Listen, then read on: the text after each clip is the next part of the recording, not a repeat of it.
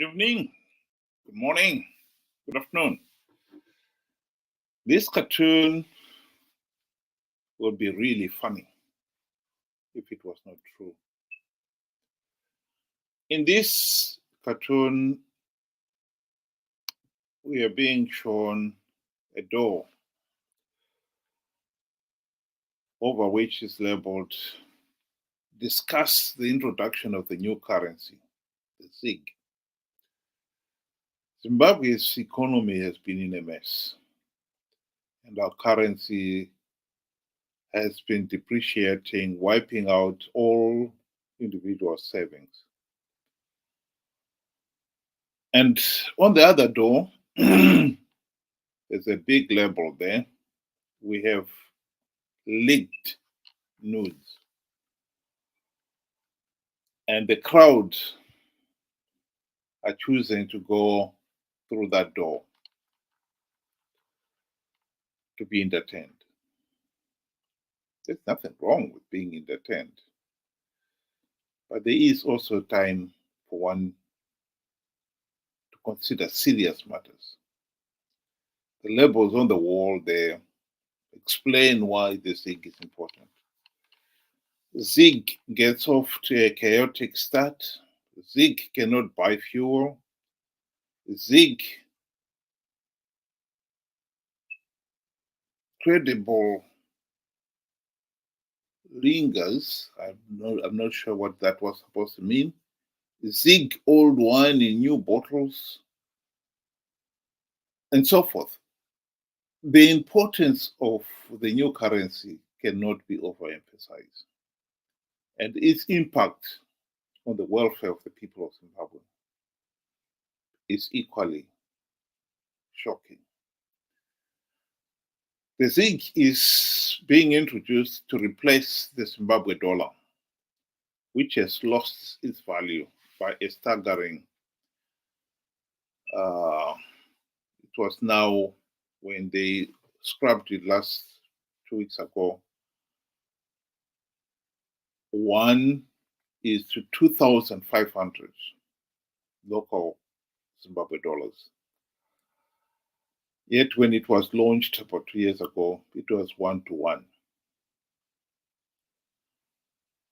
Zimbabweans are well familiar with how the Zimbabwe dollar had lost its value over the years, with the worst case coming in 2008, when Zimbabwe printed the biggest denominator paper money the world has ever seen. The $100 trillion banknote, which,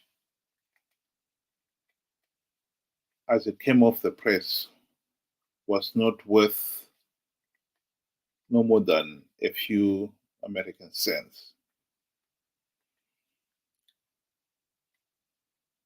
The running of the Zimbabwe economy has been a disaster for the country. Let's be honest about that. A complete, utter disaster. The country is in serious economic and political problems. And yet, those people who are affected by it seem to be totally indifferent.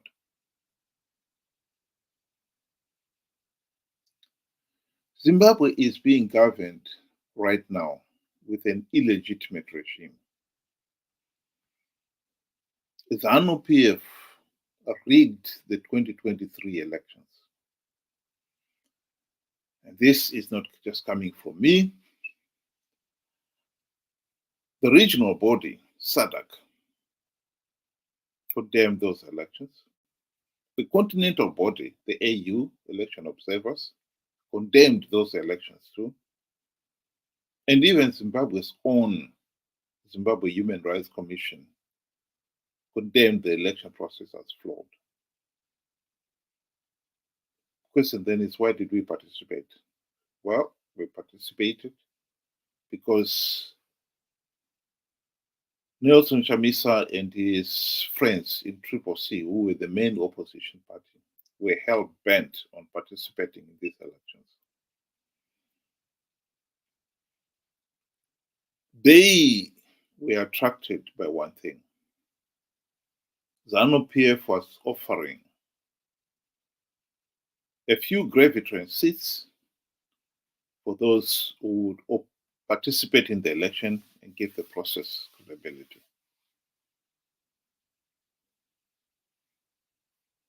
This has been happening all along. This was admitted by one of the election opposition leaders, David Coulthard, and also by Tendai Biti in 2000, after the 2013 elections. This is a quotation, a quote from Tendai Biti in 2015, arguing the point I'm making here, that participating in these elections, flawed elections, was just meaningless. He was trying, no doubt, to convince the rest of his opposition friends to stop participating in these flawed elections. They had failed to implement even one token reform when they had the golden opportunity to do so. But even then, to redeem themselves, they didn't have the courage to do so. So they didn't listen. And he wasn't the only one. David Coulthard said the same thing. This is a quotation from his book, and he's talking about the 2013 elections, that they were so flawed, so illegal. The logical thing would have been to not to participate. But they went ahead and participated out of greed. And we saw this happen again in 2018. They participated in those elections out of greed. And last year was no different. They participated in those elections out of greed. But to give Zanu PF the credibility, they had to convince the ordinary people, the ordinary Zimbabweans, to participate in these flawed elections. And so Chamisa promised the people that Triple C was going to win these elections because he had plugged all the vote rigging loopholes. He came up with various totally nonsensical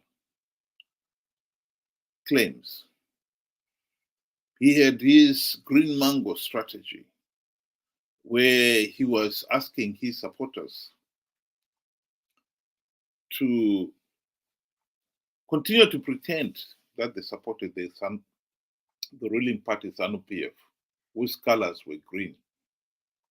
But when it comes to vote, that they should vote for MTC, for Triple C, whose colors were yellow, and hence the green mangoes. Green on the outside, yellow on the inside. He even evoked God, claiming that God was in it. Triple C was going to win big because God was in it. Of course, that was all nonsense. But the point I'm trying to make here is that the ordinary people were warned that if they participate in these flawed elections, they will only be giving Zanu PF legitimacy. They didn't listen. Nearly 2 million voted in last year's elections for Triple C, according to ZEC.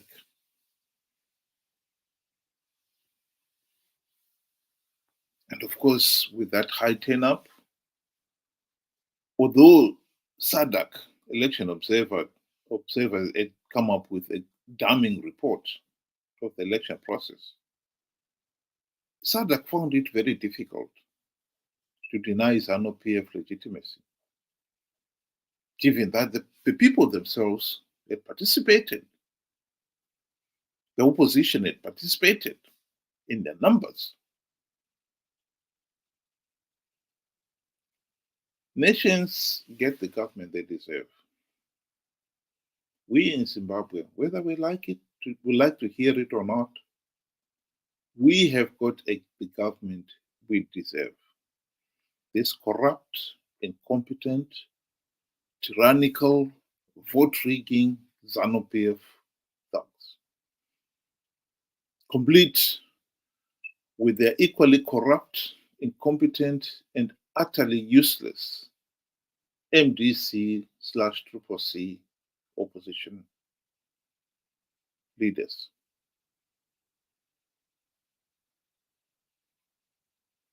We like to be entertained, but there is a time when one has got to look at the serious issues. And the issue of bad governance is the issue that should concentrate the minds of all Zimbabweans.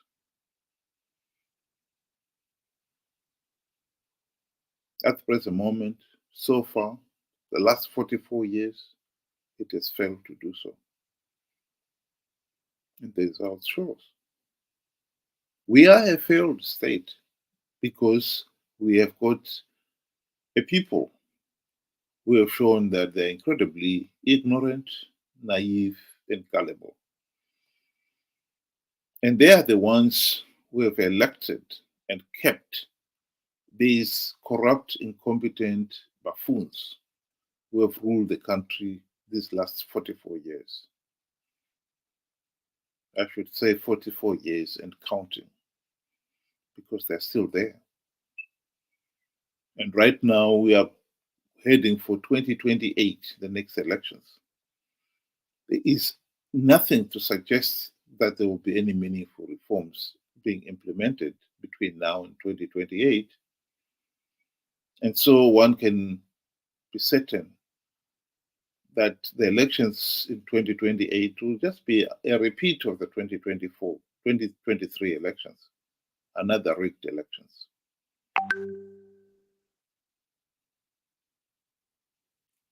At least the people cannot say that they were not warned, that they need to really sit up and pay attention. It's all very well being entertained, but in a country whose economy is in total meltdown, where 80% plus of the population are unemployed, living from hand to mouth in the informal sector, Zimbabwe's future is grim. This Zanu PF regime, for all its posturing, has destroyed the country.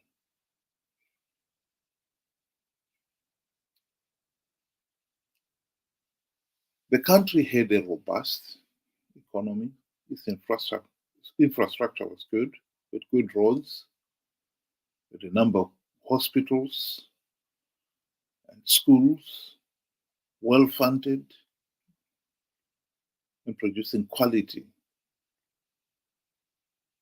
well educated individuals.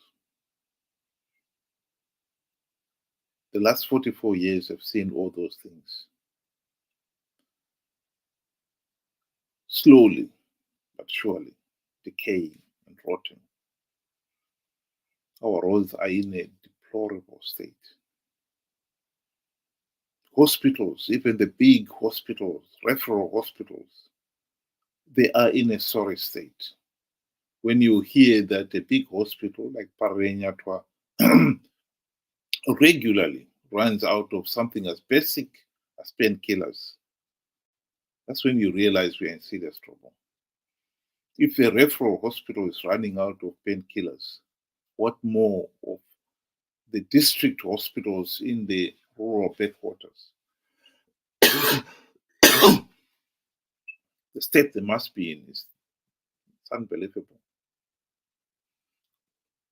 The rural schools now, they are a school, but the quality of education and the quality of students that they're producing is a joke. Those students cannot compete in the modern world where the demands on the students, demands on the work labor force is so much. They are struggling to read and write in this day and age. But this is a result of a people who refuse to pay attention to what really matters in life. Who are more interested in being entertained than in solving the country's serious teething problems. No one is going to solve these problems for us. We can ignore the fact that the regime is launching this ZIG, this new currency. But by this time next year, at the present moment, it was launched at the value of $1 is equal to 13 ZIG. But I'll bet my bottom dollar that before the end of the year, it will be a lot weaker.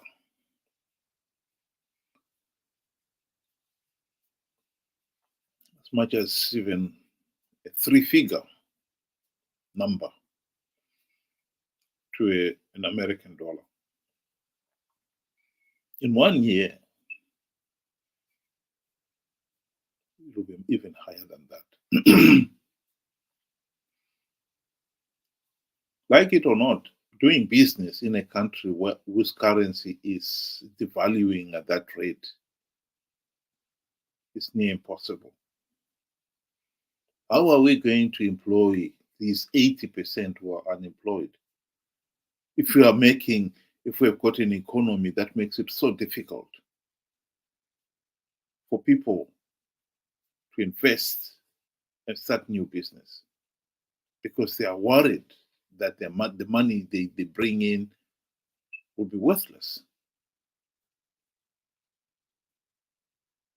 It's very difficult to do business in a country where you are paid and you're worried tomorrow that same amount of money would not even buy back what you just sold because it's devaluing it so quickly. There's no point in saving money in a country where even if it loses half its value, so that by the end of the year, instead of it being 13 ZIG to $1, it's now 25 ZIG to $1. Saving under those conditions is very difficult. Because if you had saved the money and it has lost half its value, you're worse off. The only way you can save under those conditions is if you have the ZIG, change it to US dollar, a more stable currency.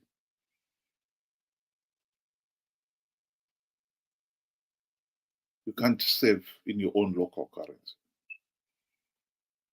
These are the issues that people of Zimbabwe should be engaged in. Seriously. We need to get out of this mess.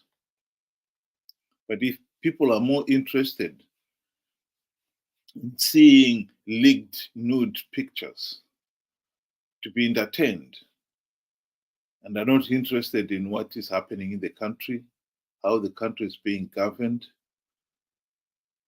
that the regime is illegitimate, it rigged the elections and it is illegitimate, and they don't care. It's all water off a duck's back. Well, the price you pay for it is that the illegitimate regime will remain in office, bring you this mess, changing currencies as if they're changing a dress, and it's losing its value by the hour. The ZiG is bound to fail because whatever led to the Zimbabwe dollar losing its value is still there. The elephant in the room, as the former governor Gideon Gono called it, is still in the room. We haven't exercised it out. The gross mismanagement, the corruption, the political instability, those are the things that underline and undermine the strength of your local currency. Those things are still there. We should be addressing those problems and not be wasting time on we want to be entertained. Well, you can be entertained and then regret at leisure, because the economy and the mess is here to remain. Zanu PF has ruled this country for the last 44 years and counting. Food for thought. Thank you very much for listening, and have a good night.